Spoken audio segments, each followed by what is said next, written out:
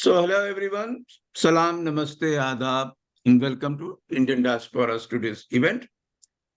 Today, Dr. Daniel Markey from United States Institute of Peace is going to talk on international implications of India's domestic political trajectory. He's a senior advisor at on South Asia at the United States Institute of Peace.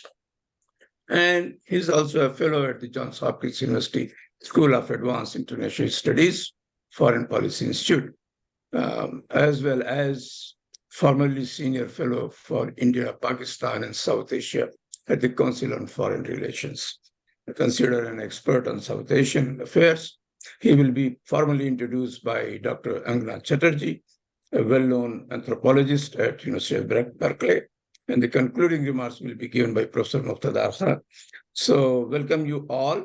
And now we invite Dr. Angna Chatterjee for the introductory remarks. Thank you. Thank you so. Yeah, please. Thank you so much, Razi Saab. I'm delighted to be here, and thank you for furthering engagement and discussion on these critical issues.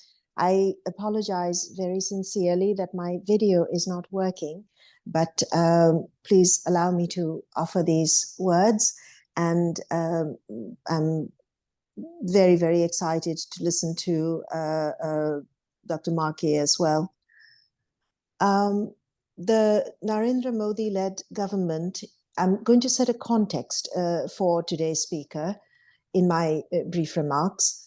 The Narendra Modi-led government in India incorporates nationalism, majoritarianism, populism, weaponizing religion, law, and politics to incite Hindu nationalists to unparalleled and illiberal dominance. The government's actions in the past few years have enforced states of emergency across the country. The racialization of Muslims and Islamophobia effectuates unremitting official hostility towards social dissent as well. Since their second electoral victory in 2019, the Narendra Modi and Bharatiya Janata Party-led national government has prioritized the forging of the Hindu national community, predicated on the breakage of minoritized Muslims and Christians, Adivasis and Dalits, and their allies. Across the historically fraught political construct named the Northeast, for example, the Hindu nationalist movement has attacked Muslim citizenship while igniting the decimation of indigeneity and the Christian community. In India-administered Kashmir, it has sought to further coloniality through land occupation to potentially reconstitute demographics and endanger Kashmiri claims for its own future and self-determination. Since 2022, racist discourse and pervasive, organized, and monstrous violence against minorities and their allies by Hindu nationalists has spun out of control. Hate speech, falsified statements, and deception surrounds atrocities. Swarms of Hindu militias perpetrate these atrocities, storming village after town, supported by Hindu nationalist leaders and central and state governments. The silence of upper caste and class Hindus and the complicity of various courts, institutions, and state forces personnel. In 2023, the savagery has reached a crescendo. Mobs, bombs, bulldozers razing homes in Haryana, Uttar Pradesh, Delhi, Rajasthan, Jharkhand, Assam, India-administered Kashmir. The latest in Manipur and New. Protracted political conflict and iniquitous governance has facilitated the rapid consolidation of this power. The trajectory derives from colonial and pre- and post-colonial imaginations, ideologies, and desires. Hindu nationalists enact vengeance for imagined wrongs using bulldozers to raise property and evict Muslims, disintegrating India's already conflicted democracy.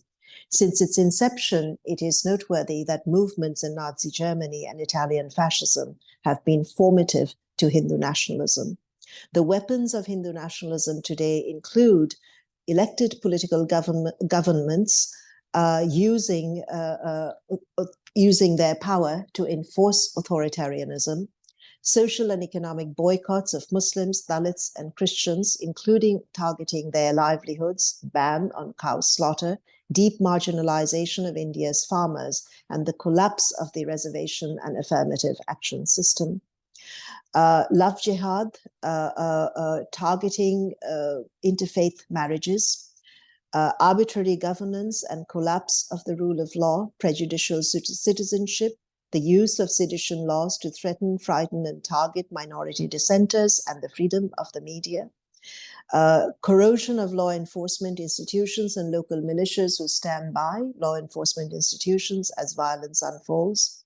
The institutional expansion of the Hindu nationalist Sangh Parivar, or family of Hindu nationalist organization, and their infiltration into administrative, academic, and judicial institutions across India. Annexation through occupation of tribal lands, continuance of hatred and subjugation of Dalits, and forced conversion, termed reconversion, of people of non-Hindus to Hinduism.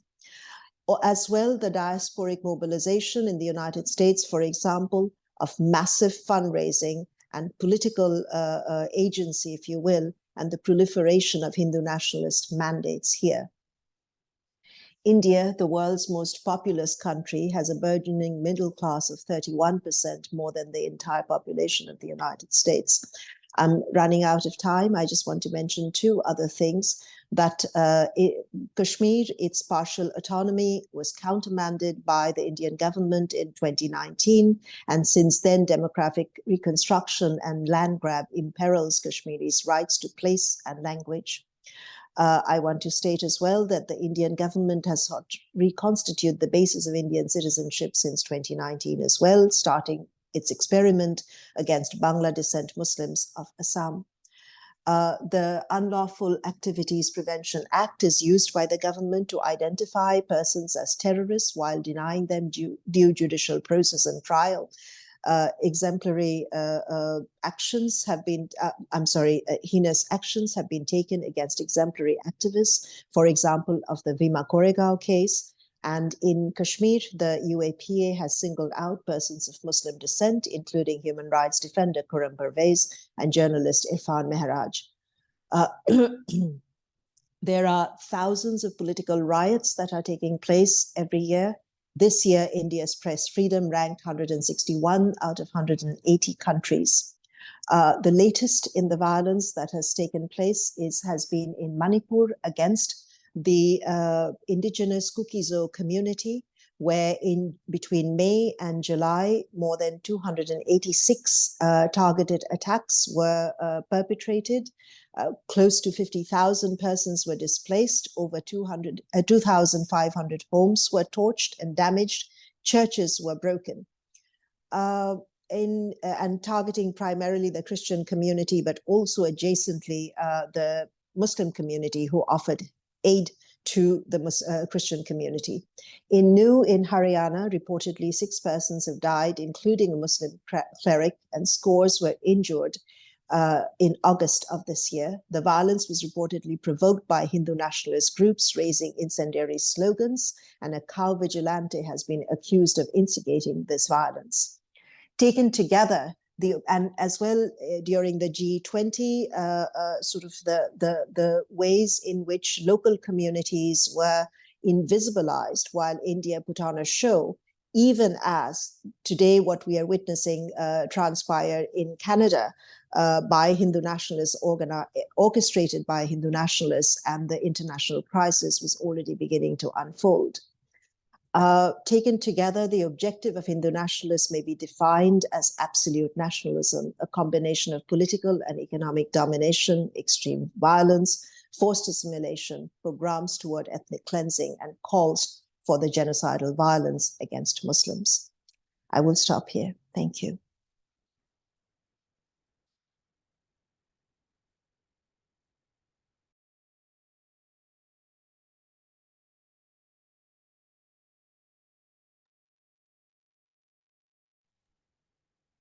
Okay.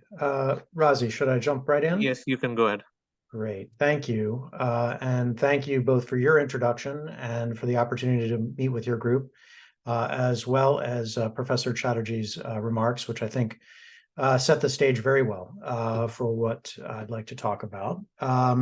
Though I will be taking a slightly different angle on related issues. As all of you understand, my focus is on the international implications of India's domestic political trajectory. And it's, I see the number of people who have logged in. I'm very pleased to see such a nice group. And I was listening to a bit of the conversation ahead of time, and I understand you are all more or less my neighbors. I live in the North Bethesda area, so perhaps I'll see you out on a walk or in the neighborhood. And I believe, Razi, you work at the National Institutes of Health, which is where both of my parents worked. I grew up in the area, so very much a local gang. So let me also just say that this is a particularly interesting time, of course. It's always interesting to talk about these types of issues, I believe, but right now, particularly in the moment where India has very much been a part of the news in terms of international politics, and of course, most recently, its relationship with Canada. These are all relevant issues. And let me also, before I get started for real, make a quick observation and explanation about the place where I work, which is the U.S. Institute of Peace. I say this only because as my neighbors, I know that when I talk to other neighbors, they don't always know what the U.S. Institute of Peace is or what it does.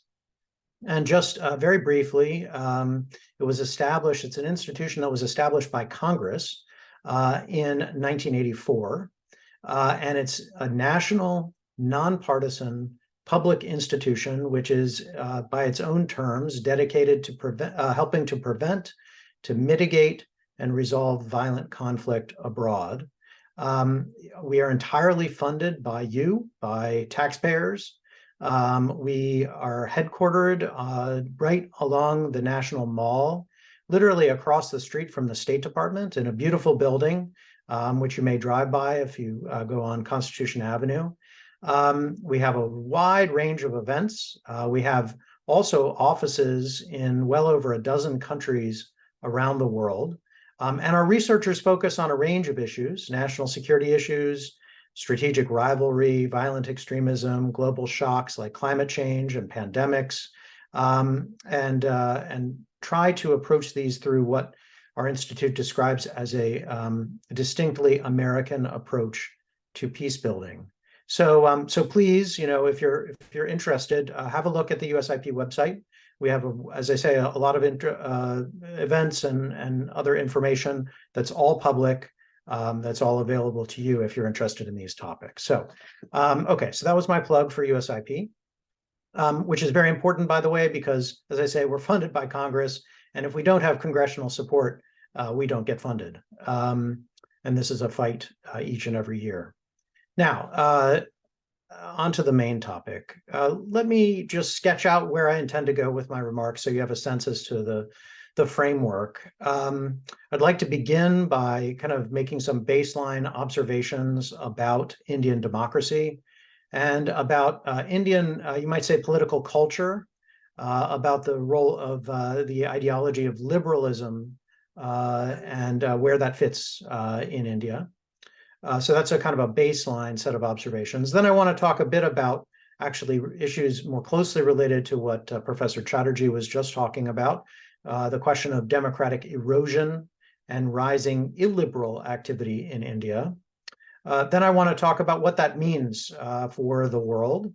And finally, then I'll wrap up with some observations about what I believe should be appropriate US policy responses to these developments.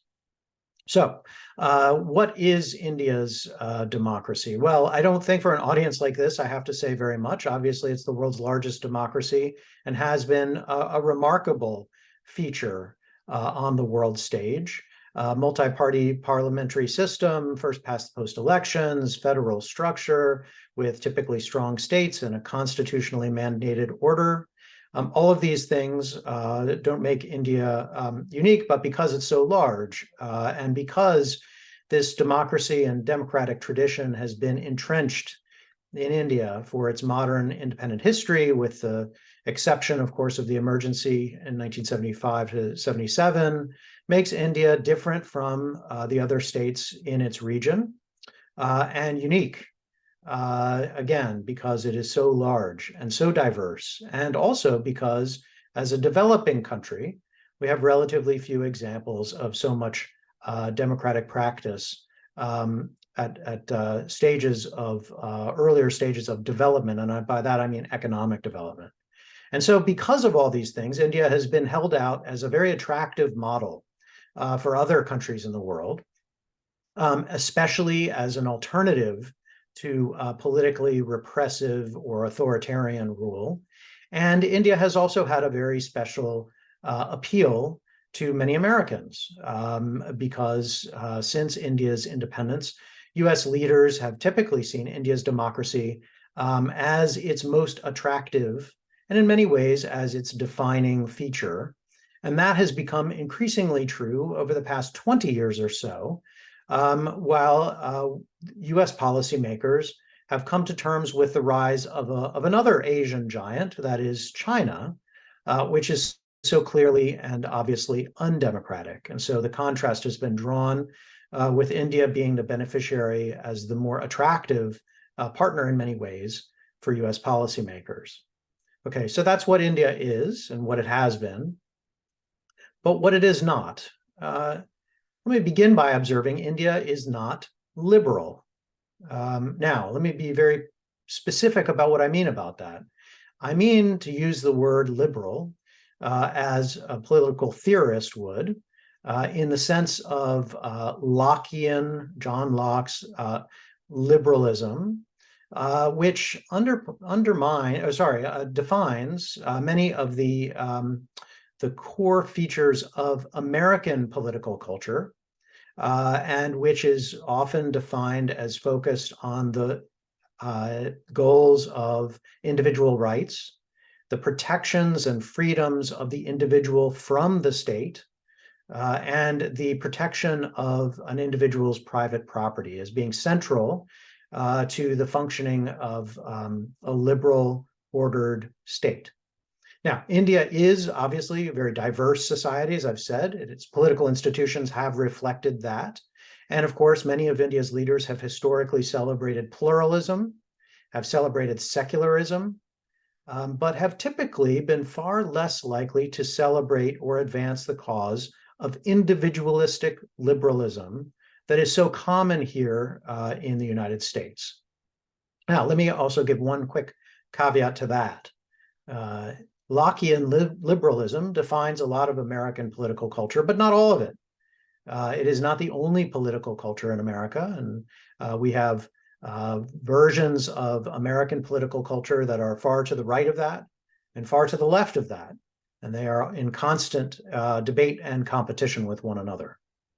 Now, the fact that India is not, I think, strictly speaking, a liberal society is not new, of course, and India is not unique. And we should say that, every democracy that has existed has tended to draw its political culture from different historical, societal, and cultural wellsprings, which in its own way define the right nature of the relationship between the state and society.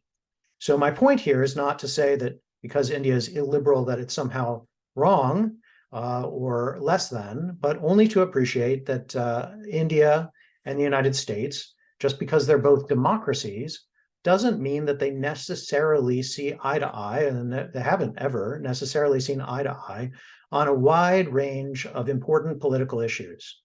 And I think we all need to be fairly sensitive to that. So we have differences that begin with explaining the appropriate or expected relationship between individuals and communities, which are different in the United States than in India historically, and between the state and society, as I've said, and between, for instance, organized religion and the state. All of these things come from slightly different places and different logics. Now, maybe all of that should be obvious, and maybe to all of my listeners today, all of you, maybe that is obvious, but it hasn't always been obvious to American political leaders. And I recently wrote an article in Foreign Affairs where I observed that again and again, American presidents have assumed that because India is a democracy and the United States is a democracy, that we would necessarily see the world through a similar lens or prism, and that we would naturally come to similar places with respect to a wide range of policy issues. And they have been disappointed because that has not been true. Now, we can see examples of this in the early period of India's founding up through the Cold War. If we look, for instance, at voting patterns in the United Nations General Assembly, we'll see that over this period, we have about a 20% convergence of votes between the United States and India. And I would contrast that with, for instance, the US and France, which have something closer to 60% or thereabouts. So there are differences between Indian and US perspectives on the world, which are persistent, which are striking, which cover a range of international issues and reflect, I think, some underlying differences or contrasting worldviews and interests, which will persist going forward. Now, again, this is not right, wrong. This is not a value judgment. Liberalism itself has faults and flaws, even if perfectly practiced, which it is not in the United States and hasn't been anywhere. This is just a word of caution about the types of assumptions that Americans and Indians and American leaders and Indian leaders ought to make about one another. So that's one observation of what India is not. India is also not immune to democratic erosion or to backsliding. And I wouldn't say that any of you would necessarily anticipate that, because no democracy is guaranteed to be permanent, not ours, not India's, and no democracy, of course, is perfect. And right now, we are living in a period where global trends of populism, of authoritarianism, and so on, are creating headwinds for India's democracy, just as they are for other democracies around the world. So we have the problems, as are much debated, of misinformation, disinformation, propaganda, politicization of the media, and so on, and how every democracy is contending with undemocratic forces is a problem that is especially difficult at times of crisis, particularly economic crisis, of turmoil, and of social dislocation. And many societies are seeing these problems right now, and that can be a problem for any type of political system to manage, including democracies. And we know from our history or from world history that vibrant democracies can give way.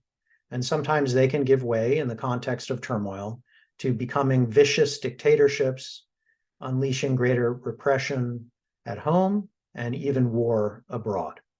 Okay, so India is not immune to that. We know that. Okay, second set of main points. Here, I will be brief because I feel that given the introduction that was already made, there's a fairly strong recognition in this group of some of the concerns that many Indians have, and that the rest of the world may have about democratic erosion in India. And of course, these have many of them have come up over the past decade under the BJP rule, but of late we've seen a number of major external groups,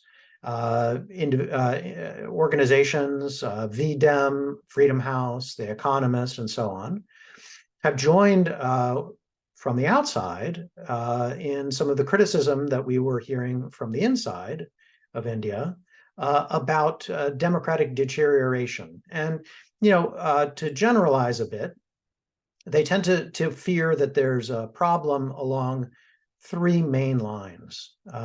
One of these has to do with the media and with government involvement or interference in the media, of censorship, harassment of journalists, pressures on publishers, and so on.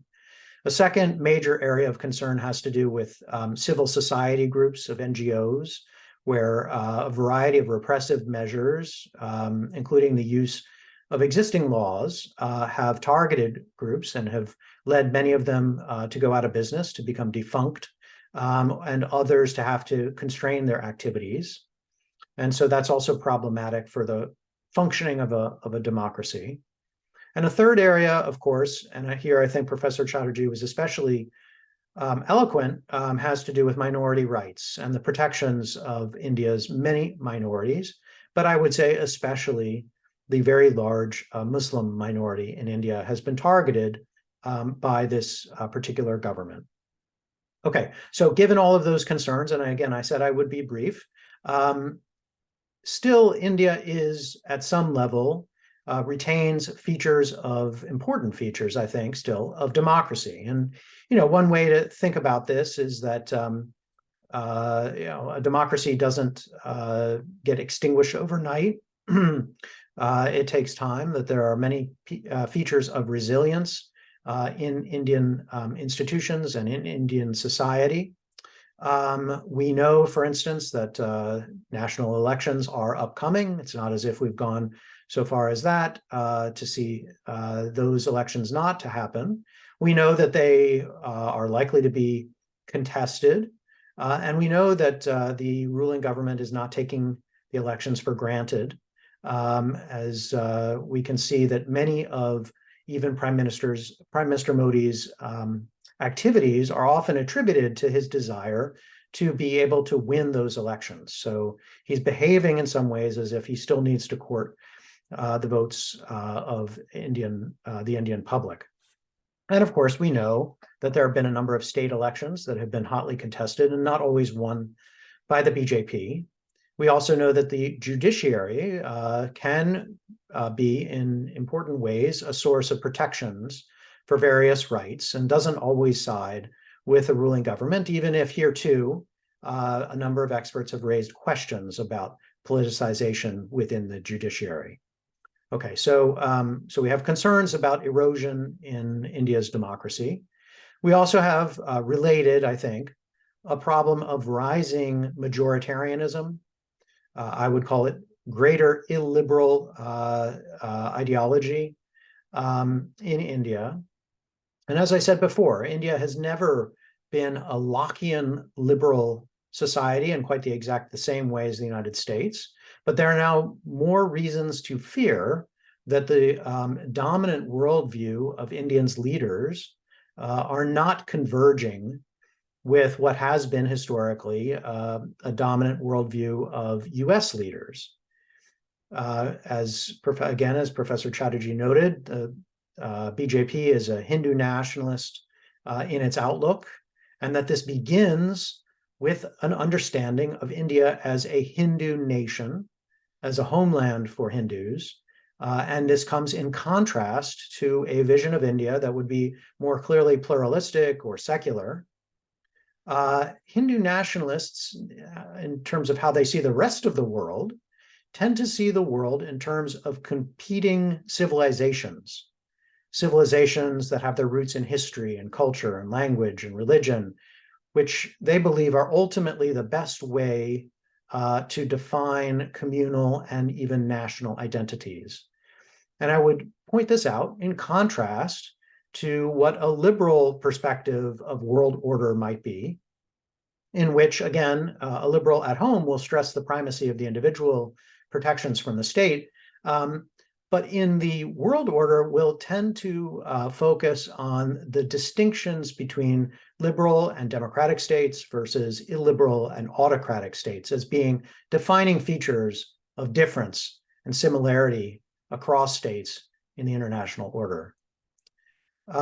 Now, part of what the Hindu nationalist agenda is within India is to not just to rule and to control policy for the moment, but to inculcate its ideology throughout India, to deepen it, to change India's education standards so that they reflect this Hindu nationalist perspective, especially education about Indian history, to provide greater latitude and political legitimacy for Hindu nationalist civic organizations, which are dedicated to promoting strictly Hindu causes. and by championing, both at home and internationally, features of Indian culture which they attribute to being uniquely Hindu in their origins and their practice. So things like yoga or traditional medicinal practices, not just for their own sake, but because they relate very directly to Hindu culture. Okay, so now I've gone through sort of the concerns about rising illiberalism in India. And now I want to think about what is really the heart of my work, which is implications, what all this means for India and for the world. So if we think about India, many of you are better placed to think about the implications of these developments on and for Indians themselves than I am. But of course, anything that happens in a country of 1.4 billion or more people is important in its own right. How India goes in the world in terms of what happens inside of India, whether its democracy stays strong, will itself have a huge impact on the world's future, simply because something like a sixth of humanity lives in India. So it matters just on its own terms. But it matters for the rest of the world as well. And I think this has been less well understood. It's something that's less frequently studied, and it's less frequently studied for a variety of reasons. I think one of them is that many of the people in my business who study international politics tend to rely on a theoretical framework about the world, a sense of how the world works that is rooted in power politics, often described as realism. And the expectation of this kind of framework of international relations is that power is what matters in international politics, not how states behave at home. And so what you really need to look at is relative power between states and not how they treat their own people. And that has tended many scholars of international relations, including some practitioners, to care a great deal less about how countries like India treat their own people or what their political systems are, than how much material power they have on the world stage. There's another reason why these types of issues are less well understood or less studied. I think it's because there's a certain professional parochialism. That is, that researchers who are most interested and most dedicated and most expert to understanding what's happening inside of India tend to simply be less interested in questions of foreign affairs. And they may be less likely to spend a lot of time trying to draw connections between what happens inside of India and what India does in the rest of the world. But this is what is most interesting to me. This is where I have tended to spend a lot of time, not just on India, but thinking about other countries and how the domestic and international are intertwined. And some of my interest is academic. I've taught courses in international relations theory that focus on both the utility of realpolitik or power politics frameworks, but also their limitations. And some of it is from my own practical lived experience, my professional experience, as not only have I worked in academia or at a think tank, but I've also worked at the State Department. And it's fairly clear when you work on diplomacy as a practical matter, it's even intuitive, that understanding how other states work within those states, understanding their politics and economics and their social developments will help you better comprehend and even maybe anticipate how they will act on the world stage. So that's where I come at these issues from. Now, having said all of that, how does this work? How are we to connect what happens inside of India with what India does externally? And here I see four pathways or transmission belts between the domestic and the international. And the first of these has to do with assessing Indian aims or aspirations. How does India decide what it wants to do in the world? And I believe, and I think there's good evidence to support the idea, that a state's dominant political ideology at home and their culture, political culture, is likely to affect its global aspirations. So we can expect, for instance, in broad brush terms, that a Hindu nationalist India will perceive the utility or the inherent value of liberal international institutions differently than might a liberal democratic India.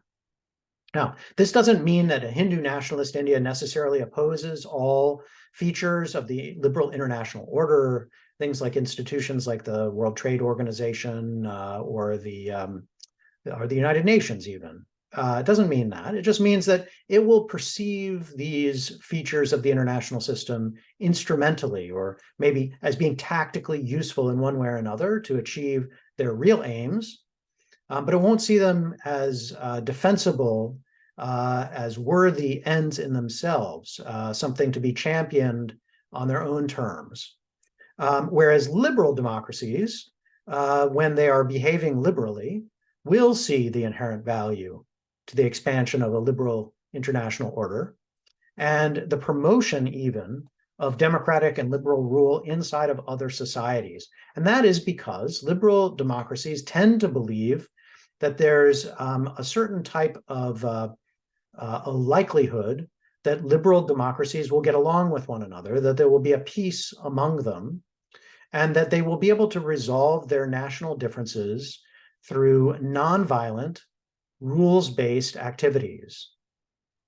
And the support for this, at least in an academic sense, is that you don't see wars between liberal democracies. You definitely see wars between liberal democracies and other types of states, and between other types of states and each other. But liberal democracies tend to resolve their differences peacefully. And I would say that to others outside that kind of liberal order tend to reject this assessment. They tend to believe that the liberal peace or the liberal democratic peace is hollow or irrelevant. And Hindu nationalists, I think, would definitely believe this. And rather than seeing the world as sort of a world defined both by power politics and as a competition between liberal democracies and liberal autocracies, I think a Hindu nationalist would tend to see the world through as a competition among civilizations. Civilizations, some with very deep historical roots, like the Chinese or the Persians, and certainly India falls in this category, and some with more superficial or more recent origins, like the Western or American-led civilization. And Hindu nationalist ideology would tend to suggest that achieving greatness at home inside of India is a means to achieving a pride of place and status and prestige and glory through international competition with other civilizations on the world stage. And on balance, all of this suggests that a Hindu nationalist India will be less likely to be aligned with the United States on core aims, again, to the extent the United States continues to be a champion for a liberal world order, and be less aligned with the United States in that agenda. So aims will be different. A second point,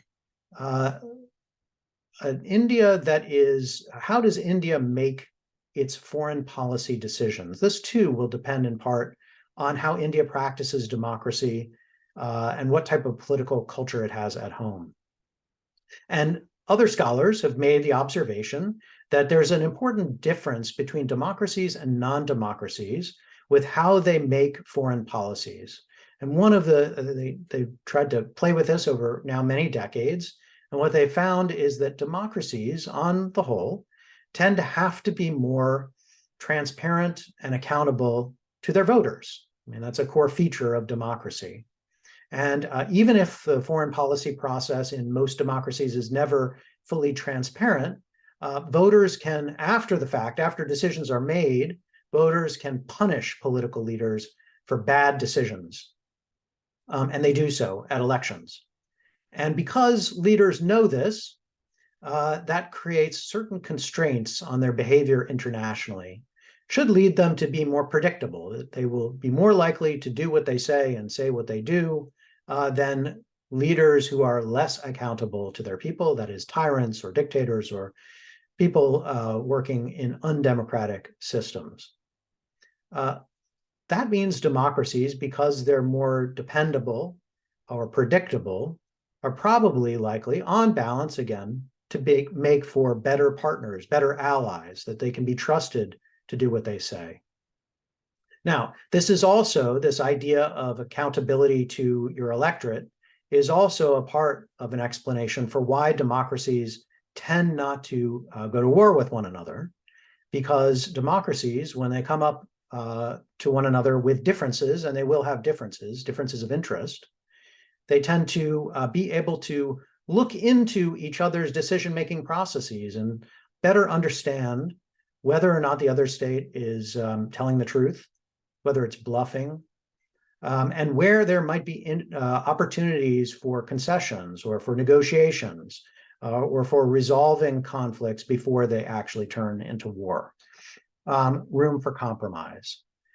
And so by all of this, again, this relates to how India's democracy matters to its foreign policy, we can imagine that a less transparent, less democratic, less accountable India would over time be a less trustworthy partner for other democracies, including the United States, and probably that type of India would be less able to manage conflicts, its conflicts which inevitably arise with other countries in the world, less able to manage those conflicts without the use of violence. Okay, a third point. Power does matter in international politics. Wealth and power, money and weapons, and the capability to project influence internationally, all that matters in international affairs. We know that to be true. And it's always judged in relative terms. That is, one state is more or less powerful than another. But we know that some of the foundations or the determinants of national power have to do, strictly speaking, with where a state resides on the map, how many people it has, its borders, its neighbors, and so on. But we also, I think, would be right to observe that what brings a state to wealth and power has a lot to do with the way that it functions at home. Now, historically, at least in the post-Cold War era, so not that long ago, we often tried to make the case that liberal economies were necessarily going to be better than illiberal economies. We thought more freedom necessarily means to more wealth.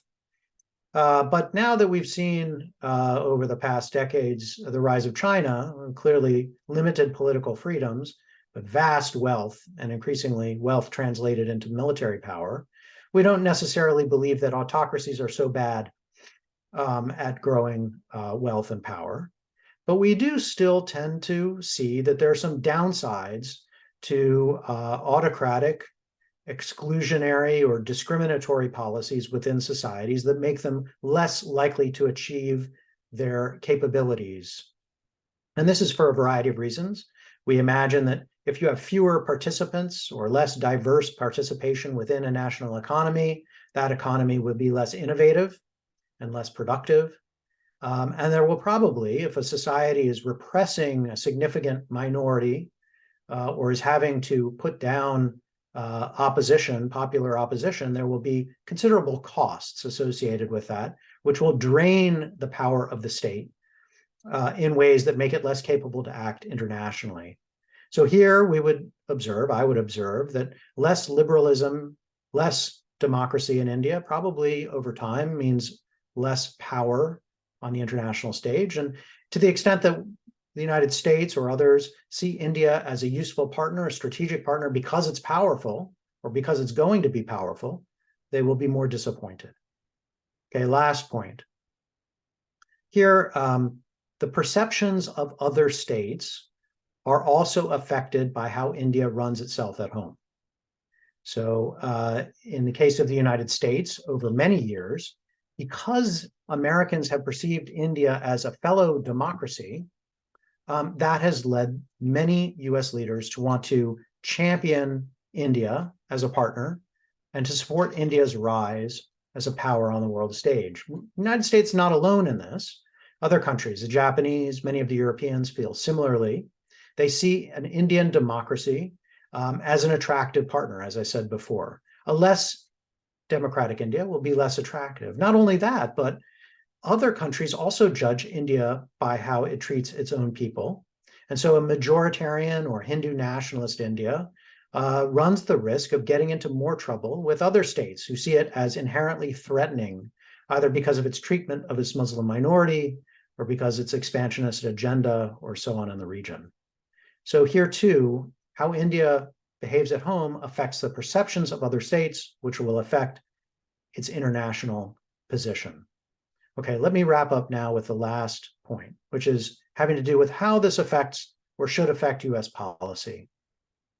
I think many of you will already be very well acquainted with all of the reasons why the United States sees India and our relationship with India as important. As a strategic partner, particularly as the United States is invested increasingly in a global geopolitical competition with China. And even if we don't see eye to eye with India on everything, that'll continue to be true in a variety of ways. We and India, any kind of India, will have a shared interest in discouraging Chinese territorial aggression, whether along India's border or elsewhere. We'll have an interest in doing things like tracking Chinese submarines across the Indian Ocean with any kind of India, because it would be in both of our national interests. And we have interests in other areas as well, for instance, in making sure that Chinese telecommunications companies do not become, or their financial technology firms do not become the dominant or sole option throughout much of the world. So we have some shared and important interests that will converge no matter what, I think, but we can't afford to overlook our differences with India, and particularly with this India. And if present trends hold, political trends in India, then we, the United States, I think will be less aligned in our aims, India will be less capable as a partner, and it will be less trustworthy than we would like. So it's important that Americans keep a close eye on what's happening inside of India. And this is true for groups like yours.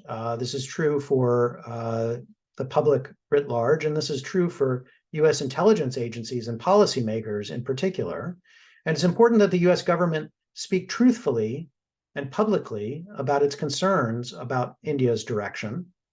And that's why there's an important role for even critical US government reports, public reports about India's political trajectory to continue to be published and to be done so, and that the US government has to take these seriously. So we need to continue to do that. And at the same time, it's important for the United States to consider the limits to where it should cooperate with this India. It's possible that there are many different ways that we should continue to cooperate with India, and I believe that sincerely. I think there's a lot that can be done in so many different areas that will serve the interests of both peoples and governments. But in particularly sensitive areas of technology especially, we should be careful not to get too far ahead of ourselves and to put too much confidence in this India, because it may have long-term negative implications. And so here, for instance, there was most recently a deal that was announced between the United States and India to provide technologies for GE jet engines. This is considered to be by many the so-called crown jewel, a very sophisticated set of technologies that would be shared by the United States with India. And I simply think that the United States would be better placed to second guess that and to question whether working with this particular Indian leadership is one in which we should have the kind of trust that we would want to cooperate with them in a way that we don't even do, apparently, with our most trusted allies. We should play the long game here. Similarly, if there are areas of other technological cooperation where we can both do well, we should do so, but we should also look out for ways in which technology sharing and cooperation may advance an agenda of a Hindu nationalist and increasingly undemocratic India in ways that we will regret later. So let me wrap up there. Again, let me thank your group very much for the opportunity to speak with you today. And I look forward to the comments and questions and further discussion. Thank you. Thank you so much. Now we invite Muqtadar Saab for the concluding remarks, and after that we will go into the question and answer session. Thank you. Thank you very much, Daniel, for that interesting and comprehensive discussion of India's role in the international arena, and more importantly, the importance of liberal democracy and its impact on foreign policy and domestic politics. I have very few minutes. I agree with most of all that you had to say. So if I pick on one or two issues that I have with what you claim, so assume that I agree with the rest of your 35 minutes, is disagreeing with a couple of things. I found it very interesting as to how you talked about liberal democracy as if it's a unitary ethical actor. Liberal democracies do this, liberal democracies do that. But when you correlate that to specific countries, you will be horrified. Liberal democracies also invade Iraq on false assumptions and misrepresentation of facts, and destroy the lives of millions of people and destroy a country. Liberal democracies also assassinate people in other countries, including their own citizens. If you remember the case of Anwar al-Awlaki, the Al-Qaeda leader in Yemen, the United States killed him. Indians are asking the question, how is this different from what happened in Canada? When India does this, we suddenly talk about the illiberality of India. But when we talk about this in the context of the US, it doesn't seem to have any impact on what liberal democracies do. And let me also tell you that it's all the liberal democracies of the world that are nurturing the illiberal democracy of India today by continuing to promote Modi and continuing to promote India without any criticism. In fact, in the past few weeks, Joe Biden completely bent backwards to ensure that India had a successful G20. Let me give you two examples of what Joe Biden did there. Number one, if you look at the statement that G7 signed on to with regards to Ukraine with no mention of Russia at all, it clearly shows that the G7 group capitulated to Russia and China on the statement with regards to Ukraine in order to ensure that the G20 summit in India was not the only summit in the entire history of G20 without a consensual statement. So it was weaker than the one in Bali. And this was primarily because of Joe Biden pushing Western countries to take the position which was comfortable for Russia. It's amazing the favor that Biden did to Narendra Modi, who basically is using G20 as a domestic campaign. People from Delhi, I have a small show on YouTube, and lots of commentators were, ordinary people in Delhi were sending me comments and pictures as to how after every 30, 40 feet, they could see a huge poster of G20 with only Modi's face on it. It was as if G20 summit was a campaign for Narendra Modi's re-election. The second thing that Biden did with regards to G20 was to pressure Trudeau to not bring up this assassination of the Sikh leader during the G20 summit, at least publicly, even though all the four nations, New Zealand was not there, who are members of Five Eyes, apparently raised this issue with Modi, but they did not bring it out publicly. So they did not want to spoil Modi's party. And to me, that is making sure that Modi will win the next election. So let me get this straight. When we talk about what liberal democracies do, this is also something that liberal democracies do. They nurture illiberalism in allies. And I think in the long run, if something horrible were to happen in India with regards to its minorities, I think the Biden administration will be culpable for that, because when it had the chance, it did not criticize Modi or even hold it accountable in any which way. In fact, the Biden administration and the US government, even prior to that, has been nicer to India than even its allies. Let me give you one contrast, which is Turkey's deal with Russia on S-400. We immediately imposed sanctions on Turkey after it bought S-400s from Russia. But when India ordered S-400s from Russia, we did not. We found some way to find a national security exemption. So India has been for the US for the past few years, in the second term of Narendra Modi, has been basically pampering India. And I think if things go bad in India, then the US and the West in general will be partly responsible because how they have pampered the current regime in India. The second thing that I want to point out is, are we talking and overestimating the democratic decline in India? So let's look at the democracy index that the Economic Intelligence Unit puts up, the most popular of democratic indices. India has been roughly around the rank of 60 in struggling democracies or flawed democracies in the second category. They divide it into full democracies, flawed democracies, hybrid regimes, and authoritarian regimes. India is in the second category, not fully a democracy, but certainly not in the non-democratic category.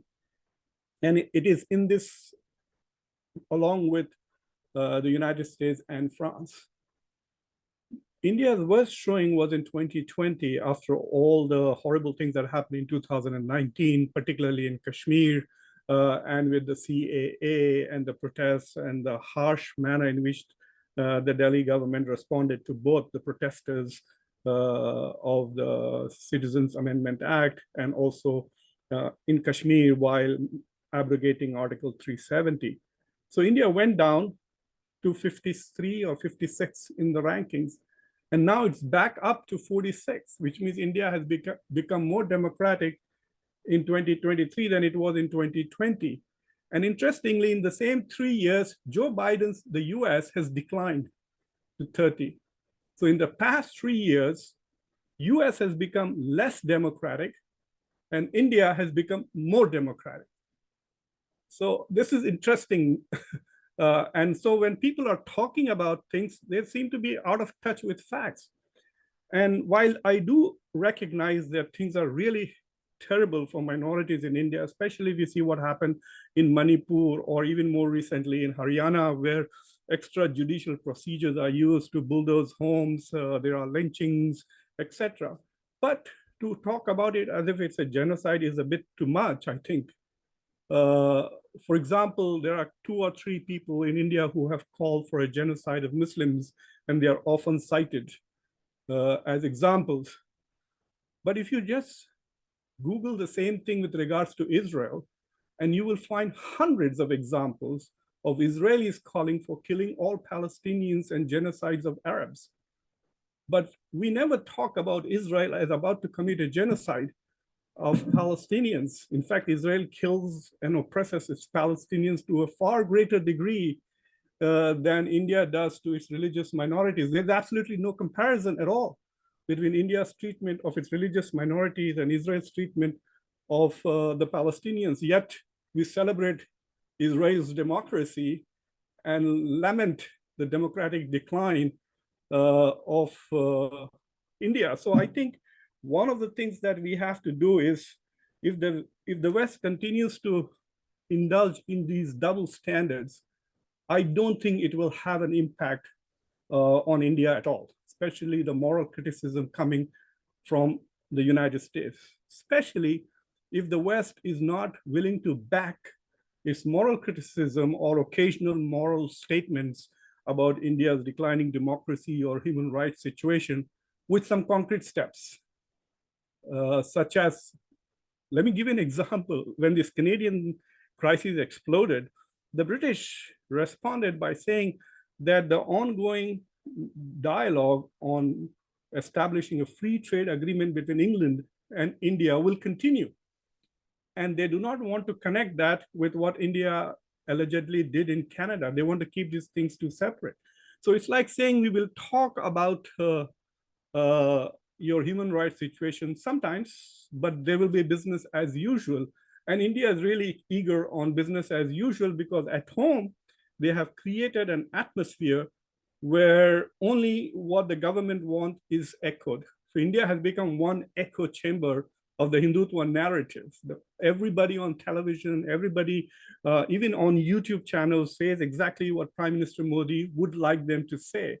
And all international criticism is immediately labeled as anti-India, Hindu-phobic, etc.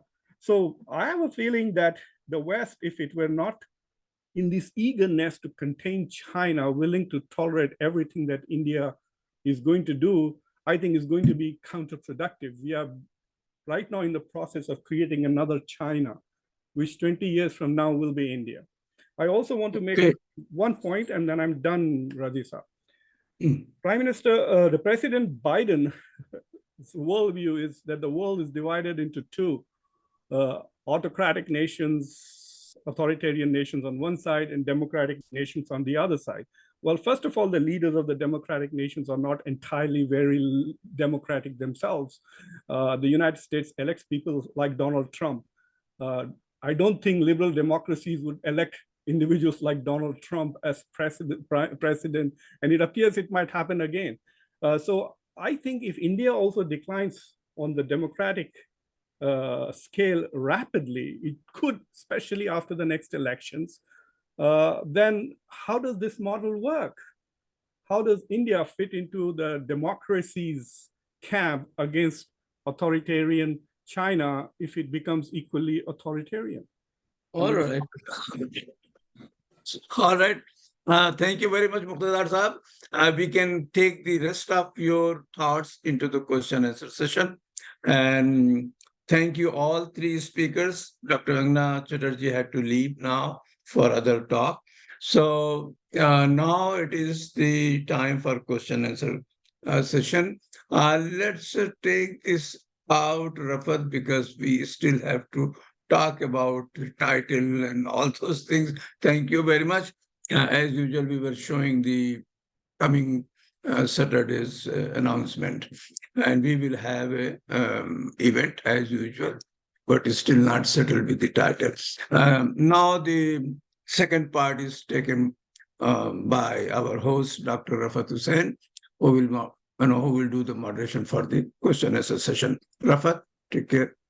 Okay, thank you so much. And before we begin our question and answer session, I would like to thank all three speakers and Dr. Markey for enlightening us with professorial and very incisive or analytical talk, and Dr. Angna Chatterjee for the introductory remark, and our own Professor Muqtadar Khan for beautiful concluding remarks. So the session is open for question and answer. You can raise your digital hand or show your interest in the chat box. So let's begin with the chat box, because there is a question from Zubaid Ahmed. It's a long question, but my question is, why does the US find it so convenient to throw away everything that we stand for in terms of stated values and principles when it comes to achieving our geopolitical interest? Realpolitik, as you referred in your comments. We did this when we were focused on stopping the spread of communism in First World War, and now we are doing the same to stop the rise of China. We quickly run to dictators, despots, and illiberal democracies and close our eyes on their abuse of their own people, like we are seeing with Muslims in India. When is it enough in terms of inhumanitarian action for us to step and say enough to enough for this? Enough is enough, despite our geopolitical interests. Can we keep our moral high ground as compared to Russia and China? Dr. Markey, please. Yeah, thank you. First, to all of you. Second, for the question that I'll answer. And third, for the observations from Professor Muqtadar Khan, which I thought were excellent and give me an opportunity to think about some of the nuances here. As he said, I think we agree on a lot. And I even agreed with a lot of what he had to say, and would have said some of it myself But I do want to make an observation that relates very directly to this question, right? That, why is it that the United States doesn't live up to its principles? And I think both of the folks who have spoken have basically asked versions of this, and have observed that the United States and other so-called liberal democracies can be quite deeply hypocritical in the way that they actually behave on the world stage. And I think I tried to make the point in my remarks that the United States, I think, is correctly identified. Its mainstream political culture at home has been defined historically as liberal, but that's hardly an uncontested view. It's not at all a monolith. It's certainly not out of danger. And under certain types of political leaders, and I myself would put Trump in this category, is threatened by the prospect of being deeply illiberal and for not even appreciating the liberal values that many Americans have championed for now generations. One quick example of this.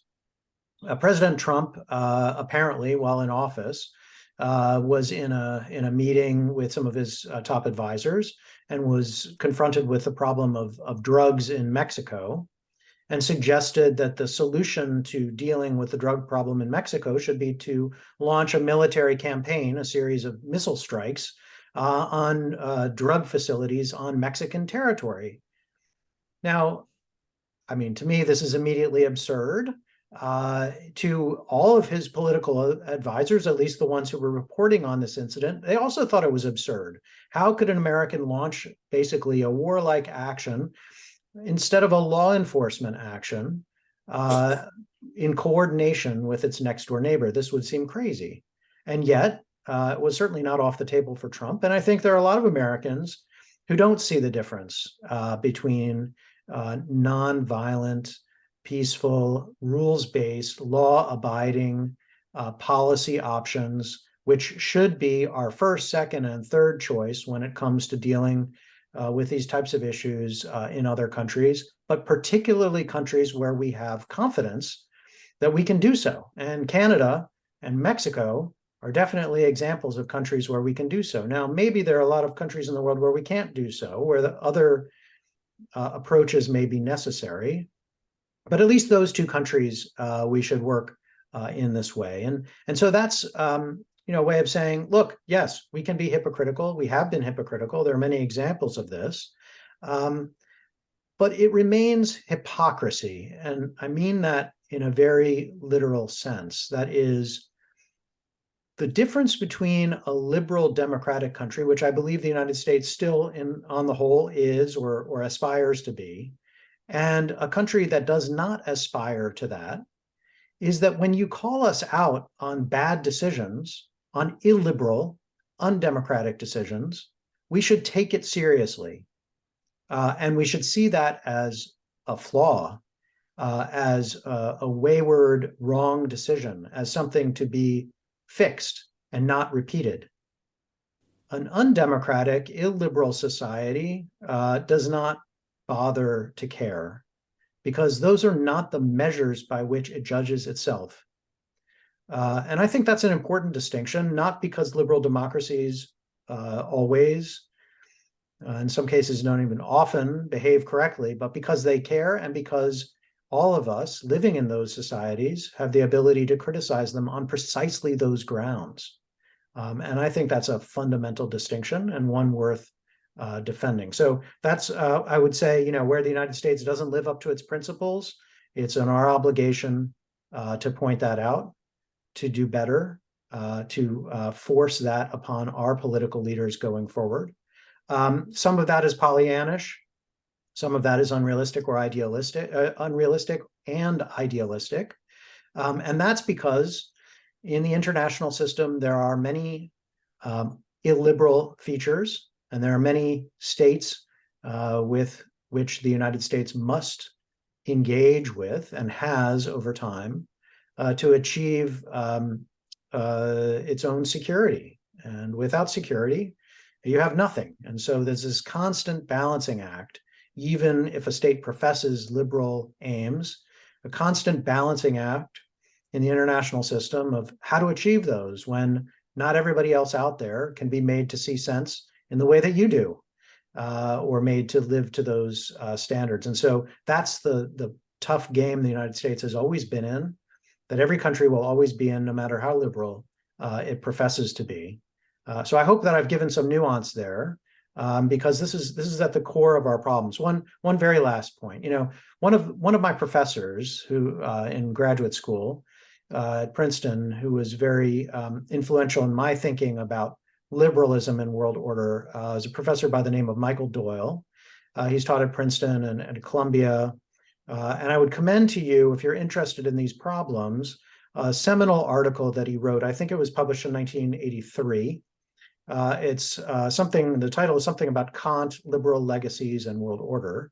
And he makes the observation, some of which I've tried to make, that liberal states in the ideal form tend to and should relate to one another differently. But he has a part two to his argument. And his part two of his argument is liberal states don't always behave liberally, and especially so have a tendency to behave terribly when they're dealing with illiberal states. They can engage in crusading, wars, and very disastrous foreign policy decisions. So liberalism doesn't mean perfection. It doesn't mean right. It just means a certain type of political order. So anyway, hopefully that's helpful, and I'll look forward to the other comments and questions. Thank you. Thank you, Professor Markey. Dr. Saeed, please. Yeah, that's a good talk, interesting talk. And I'll give you a slightly different perspective because I'm not from India, I'm from Pakistan. So same token for democracy, just literally back-to-back Intercept came up with two things. One is when Imran Khan was put down and now is in jail. And now that's just 2 days ago that US forced Pakistan to supply ammunition and arms to Ukraine, while on the other hand, they didn't want to do it. And so they can, give him $900 million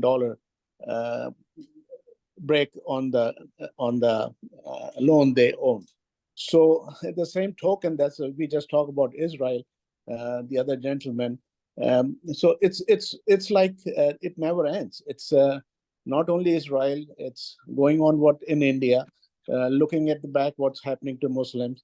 There's no talk about, it's basically a genocide going on there. And now in Pakistan, they're all Muslims, but what US policy is to divide and conquer and keep away from China, Russia, or any other state. So my question or statement is that this is ongoing policies for last 70 years, because first time when Pakistan was formed and leader Liaquat Ali Khan was killed, of course, CIA was behind it, and have a proof. So it's going on to not stabilize the countries, and so they can survive better and may do better, socially, economically, and just to keep them weak so they can be always dependent on US or European. So that's it's a very sad state of situation as far as foreign policy of US is, because I'm in US for 40 years now, and I've been reading and watching even more now than I used to, because I'm getting older and have more time and more resources. And this social media sometimes help and sometimes doesn't help, sometimes actually give you wrong information. But you have to filter. Yesterday, Democracy Today on Amy Goodman put a whole program while the Ryan from Intercept came, and it's an eye-opener. You have to see and watch. Thank you.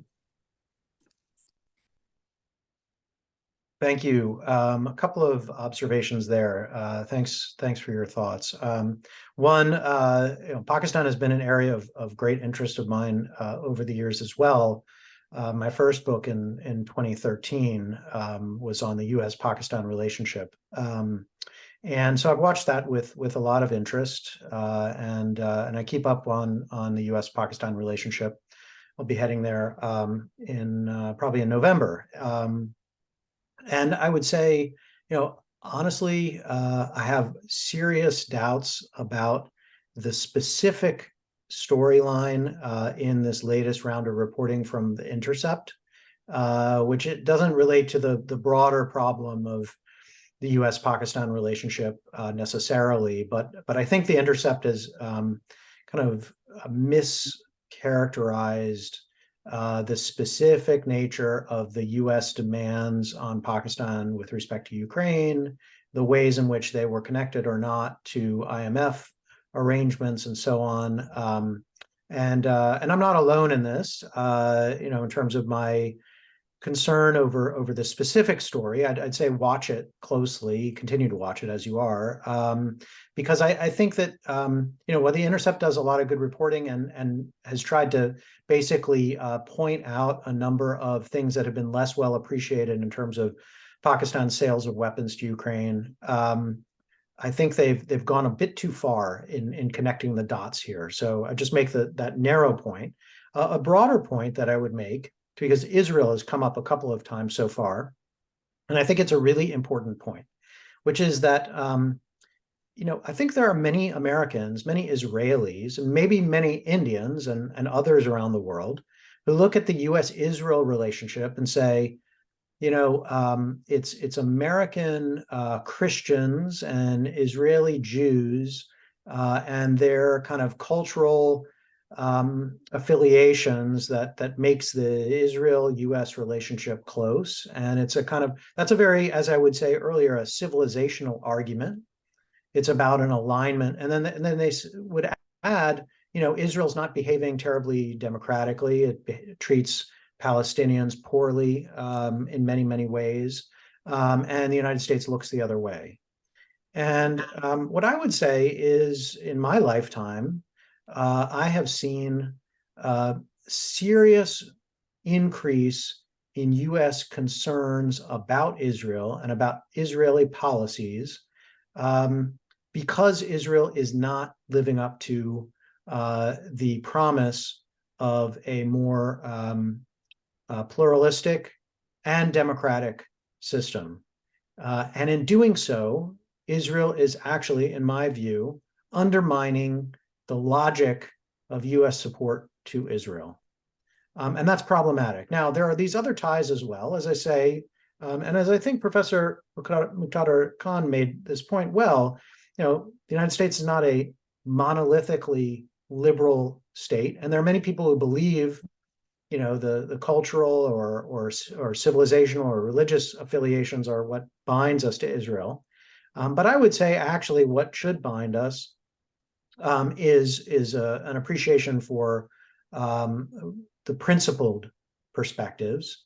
And that's what had attracted many Americans to supporting Israel historically as a democracy in the Middle East, which was unusual.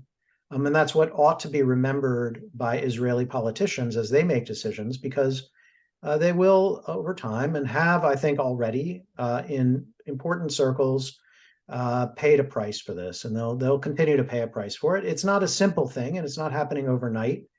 And I don't want to, dismiss the complexity here, but it will happen. Now, last point. You just mentioned social media, and I mentioned my book.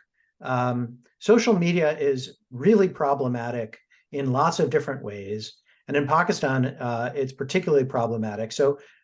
Or maybe it is problematic just like it is here and in India. So I'd urge you to be very careful here. As a quick anecdote, my book, which came out in 2013, got a whole bunch of new sales in about 2021 when it came up as the source for a variety of, I think, PTI-generated social media trolling, where they basically took made up quotes. I mean, they were nowhere found in my book, and put them on all variety of social media, including various websites and so on, and claimed that I was saying things that I had never said and would never say. So I think, as in other instances, let's be careful about our sources and think twice, particularly about social media. Thanks. Thank you, Dr. Markey. Next person is Rudranshu Singh. Unmute yourself, Rudranshu. Good evening. And I have been able to join you after 4 weeks as I was fighting a case with the BJP small-time worker and I was in all sorts of trouble. But apart from that, my question to Dr. Daniel would be that rather it is a comment that if America continues with its hypocrisy, which it is continuing, I must tell you that if India slips out of its democratic status, it will create a refugee crisis for the whole world. In the garb of counterbalancing China, the West is on the path of creating another China, and this time it would be a democratic country slipping down, which will create a lot of tension in the whole world. Yesterday, a Muslim parliamentarian from Lok Sabha, the lower house of parliament, was abused inside parliament by a BJP colleague. And he was abused with the choicest of Muslim-oriented abuses. He was called all sorts of names. So this bonhomie and this, okay, we are looking into it, we are looking into that, it will create, India has already become a Pakistan and we are on the way of becoming Afghanistan and Syria very soon. So Thank you. your opinion on that? Thank you. And I certainly have been paying attention to what's been happening in the Indian Parliament, and it is obviously it's very troubling.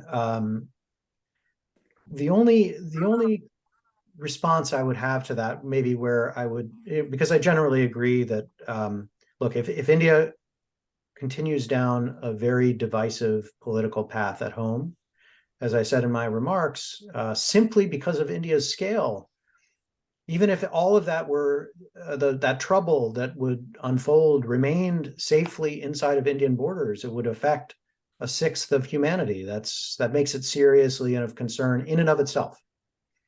But of course, it wouldn't stay contained within India and would have implications for others. And you point out potential flows of people and even violence and so on that could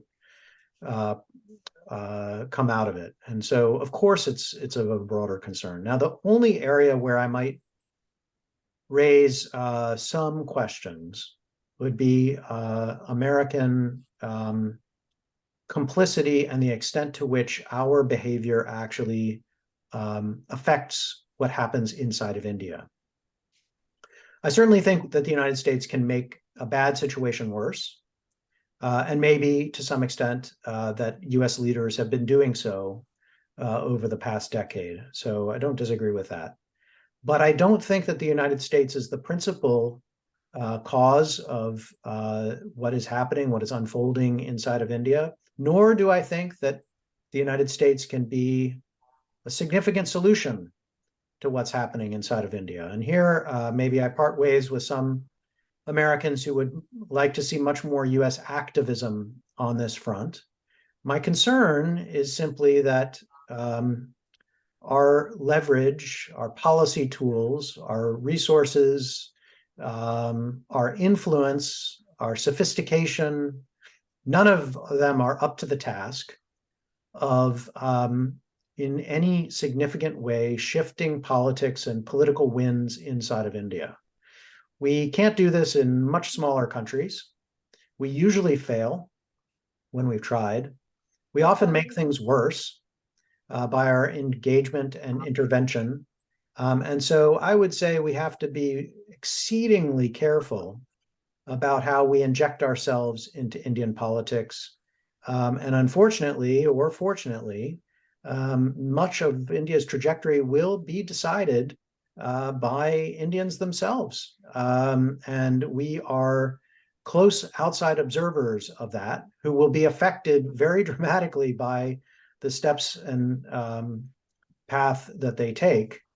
But our control is very, very limited. So, so I don't want to suggest that we can't make things worse. We can, but I'm not sure how much better we can make them either. Thank you, Dr. Markey. So next comment is a question from Kaisar Naqvi Saab. Professor Markey, can you please comment on that India's deep desire has been to become a UN Security Council permanent member for a long time? India has support of US and UK openly on this, if not by others. As a matter of fact, Japan and Germany, big world powers, are one time deserve this position more. India's dream is greatly offset by President Modi government due to its policies of minorities and international terrorism. Don't you think the power circle in India understand this? Thank you. I apologize. I didn't catch all of that, but it had to do with the UN Security Council. Yeah, security. Yeah. Yeah. So I guess I have a couple of observations here. One general observation would be that, again, for better or for worse, and probably for worse, the role and significance of the United Nations and the Security Council in particular has diminished considerably in recent years. Perhaps this is unsurprising, but it relates to the competition and conflict, at least political conflict, between the United States and other UN Security Council members, which often leaves that body stymied and stalemated, and means, because of that stalemate, that because there's no global consensus, even among the Security Council members, which are permanent members now, that there's little reason to anticipate either that it will be expanded to other powers like India or Japan or Germany or Brazil or others in the near term, or that even if it were expanded, that it would matter much, frankly, because not a lot of business is really getting done there. And so that's a worrisome development and a reflection of the state of the world order right now. As for whether the United States should be a champion of India in the UN Security Council, I'm of two minds. On the one hand, because India is so large, and because it is so diverse, and because it reflects a position on and a perspective on world affairs which has always been different from many of the other members, but important and different from other members of the UN Security Council, I think its membership is helpful. And on the other hand, from a more parochial US interest perspective, given the voting patterns of the Indian government in the UN General Assembly over decades now, I would imagine that India and the United States will agree and disagree in like measure in any future UN Security Council. I'm not so sure that that would actually advance US purposes by supporting India as a member. So as I say, I'm of two minds on this, but because it's not really a live issue anyway, I don't think about it all too often. Thank you. Thank you. Thank you, Prof. Shamsa Tanveer, go ahead, please. Unmute yourself. Shamsa Tanveer. Rafat, wrap it within 10-15 minutes. He must be tiring for.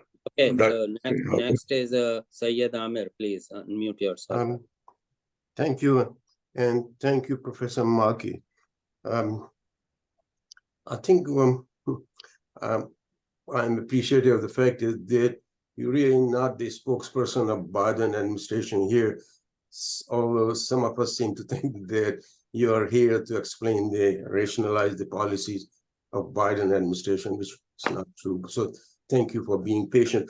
The only other thing I would like to say is that a lot of time we have problems, we coming from the third world countries, developing countries, India, Pakistan, others, that sometimes we expect that the nations behave who are democratic, liberal, in certain moral way. In fact, it's not true. It never happened. I remember, you don't remember, but Dr. Kissinger said, if you remember his real philosophy or real politic, the nations really act in their own interest, not basis on morality and ethics. And I think that's the same thing which 19th century British politician Lord Palmerston had enunciated. So whether India or other countries behave, Modi or others are, especially foreign policy, they think whatever misguided that may be, that they are working in or acting in their own self-interest. Even when I think India has never been more democratic, more liberal, more secular than under Jawaharlal Nehru, the first prime minister.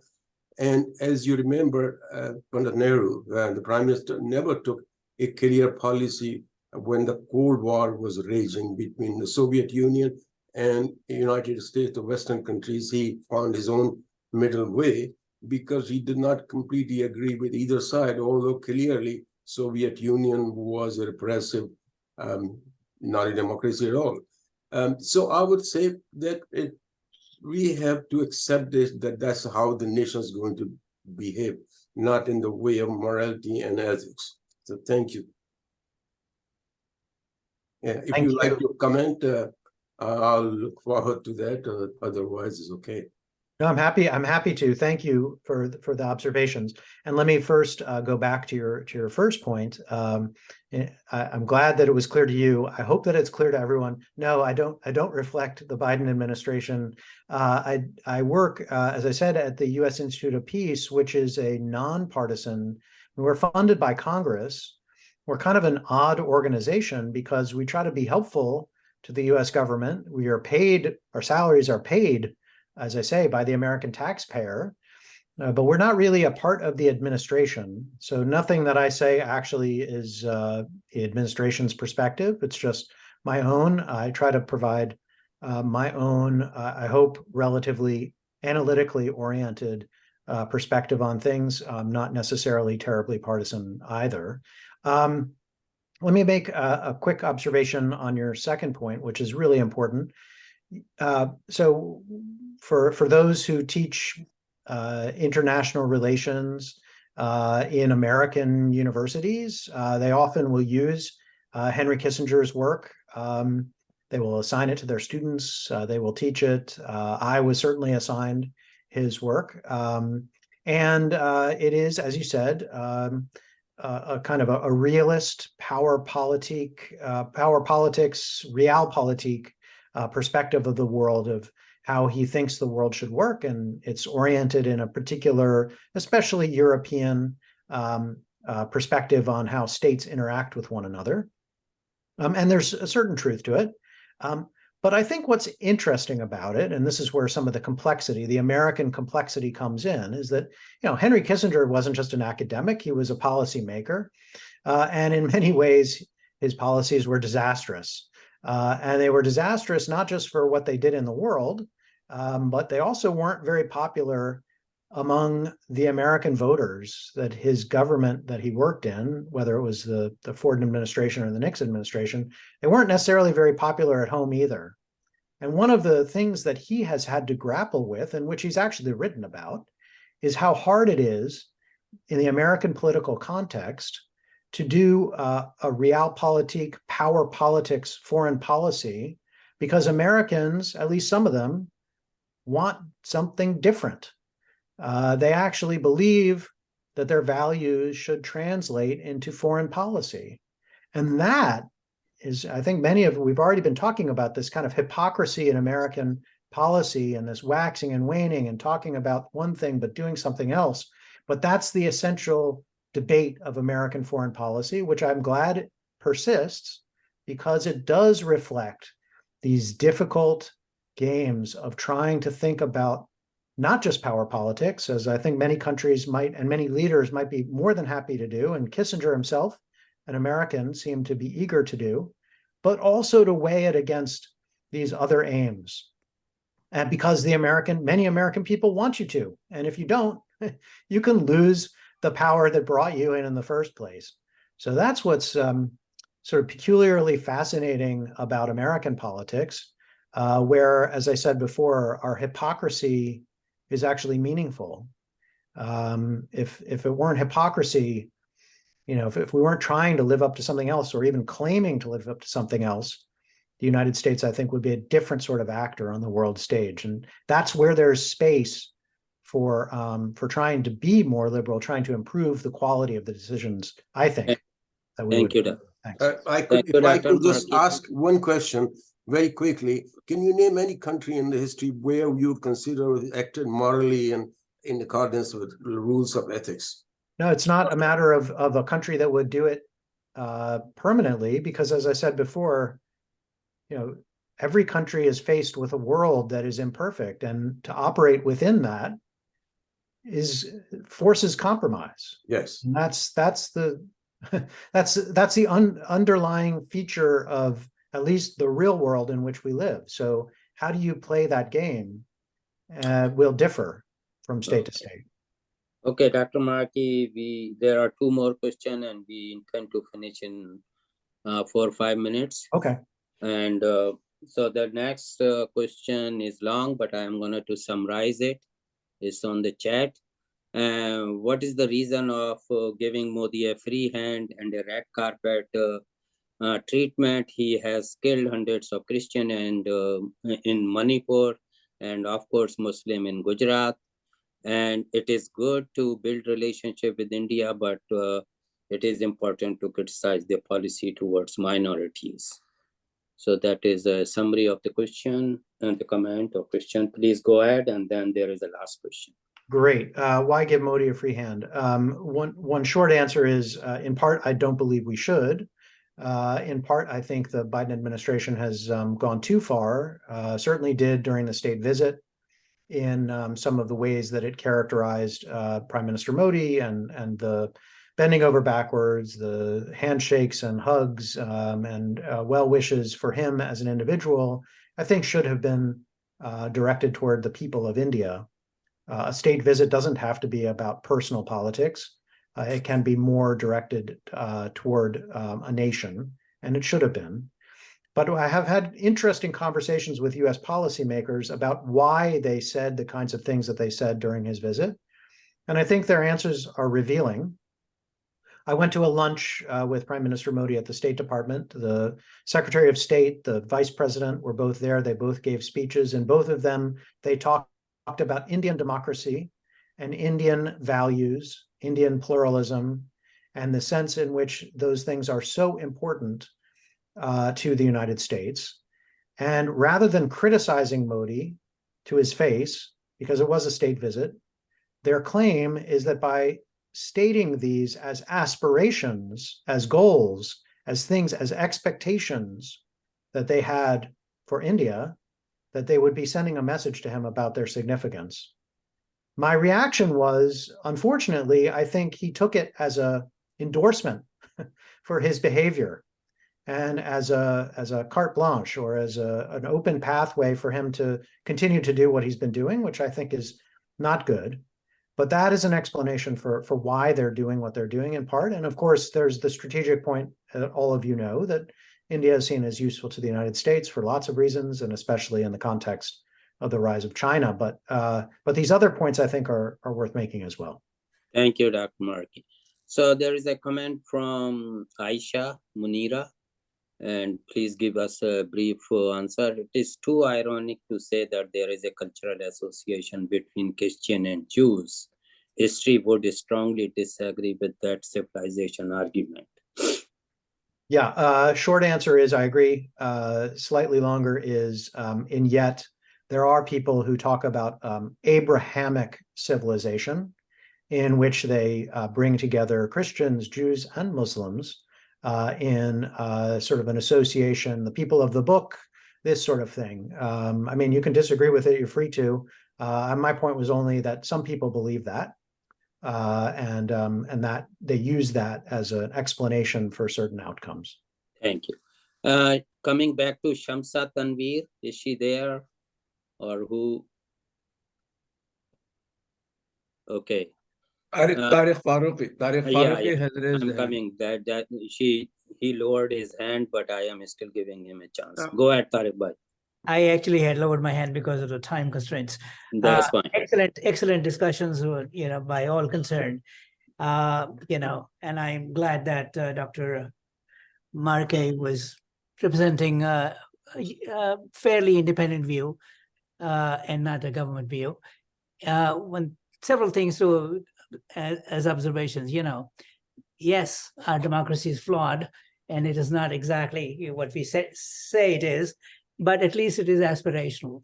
And we are having this discussion here, which probably could not happen in many other countries. Yes, the other side, I think excellent observations about India and its importance, but separating that from Modi and his cohorts. By embracing Modi and trying to further the policies of the United States, I think we are making a great mistake in the long run, because it'll come to bite us, because we will have created another monster. India as a nation is one separate, and India as a nation would hopefully survive Modi and his cohorts and move on. So that is important. And I do not know whether U.S. Information for Peace and UNCIRF work together or separately, but they have made separate recommendations several times about putting India as a country of concern, but the administration has not taken any stand on it. So things like that, putting Modi to task for certain things he does. India, no matter what, still pays attention to how the world perceives it, especially Modi and his cohorts, because Modi is, as we all know, he loves being fawned over. He calls himself a Vishwaguru, and we kind of helped him with that, aspirational view when we went to the G20 and supported him, basically unabashedly. So we have to be a little bit careful regarding that. And I'll stop there because this is getting long. But okay, thank you. Thank you. Thank you. And Dr. Markey, if you please allow me, I can ask you a question or a comment. So because the US is supporting India to counter China, how long it will take for US to prepare against China, because their economies are much different. It's a 2 trillion versus the 18 trillion. So there is a huge gap in between. Do you think India will ever be ready to counter China? Great questions all. Let me just make a quick point about the previous speaker, Tariq Faruqi. Tariq Faruqi. Yeah, part of your observation that India will survive Modi is also a point that policymakers, US policymakers, have made to me. Well, they will say it's important for us not to be too wrapped up in the immediate political moment, that we're playing the long game here, and that eventually India will move past Modi, and hopefully India will do so and remain and maybe revitalize its democracy. And then the United States will be in a good position to work with India going forward. So part of the logic is try to play the long game here. Don't get too distracted by the moment. And the critique of that view is that the immediate period may be a decisive one for India's political trajectory, and it's not smart to overlook where we are right now.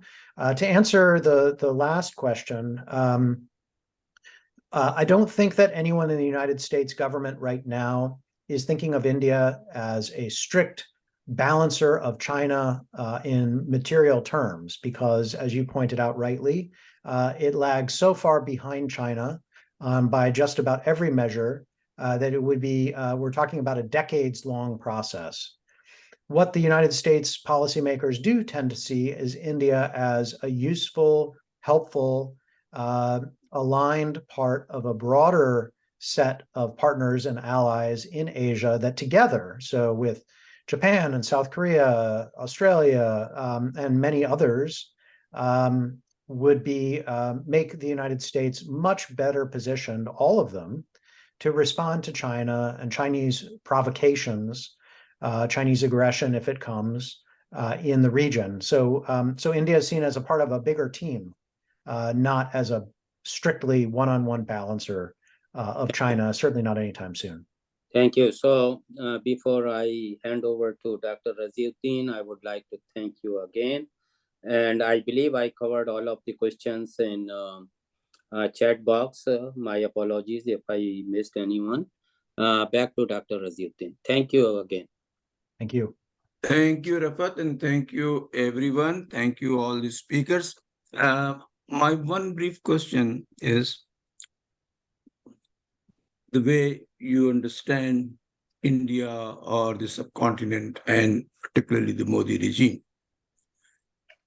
At what point do you, in your imagination, at what point United States and the Western Alliance will become alarmed that no, this is going a little far?